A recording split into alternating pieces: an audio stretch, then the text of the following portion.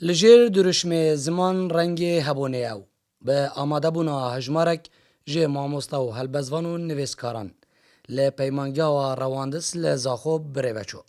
تیدا باس ل گرینگی ورگران بو سر زمان دایی که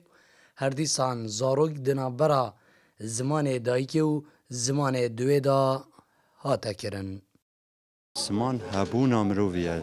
وکو تاک وکو پرورده وکو ملت وکو نتوه لازم ام گله گرنگی به زمانی بدین ام زمان خوش زمان هر کسی گندی بیروستر و باشتر ببینین که اگر ما افتشتکر او خواه زمان ما دیبت زمانی که زندی زمانی که آخفتنت نافهمی کسی دا که خلکی دیجه که زمان ما زمانی که هیز ببینه زوربایا نویسکار و روشنبیرین وی باجری باس لویه دکرن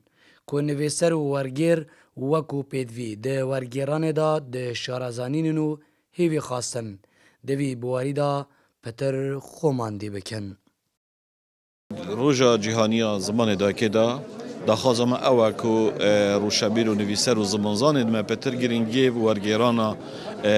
برهم جیهانی بدن و سر زمان کردی شیرین دا که اف زمانه پتر زنگین ببیتن و فرهنگاوی و کتابخاناوی پتر بر بلاف ببیتن و بر فرح ببیتن زمان گرینگترین تشتکر زمان نبید دانستاندن پیوندی کردن نابتن چونکی زمان همشن بیجن امراض پیوندی کردن و گهاندنیه با نمونه اگر زمان نبود مروف نشیتم دربرینش هر تشتی هبد بکتن اش هزرا خواب کت اش بو چونت خواب کتن سالانه ل 21 مهادو به چالاکی جوراجور روژا جیهانی زمان دایکه دهتا ساخ کرن. جبوی پتر گرینگی بهت دان به زمان دایکه.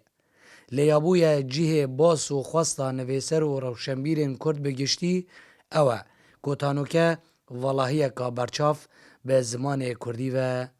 دیاره. زیروانگولی با دینان از زاخو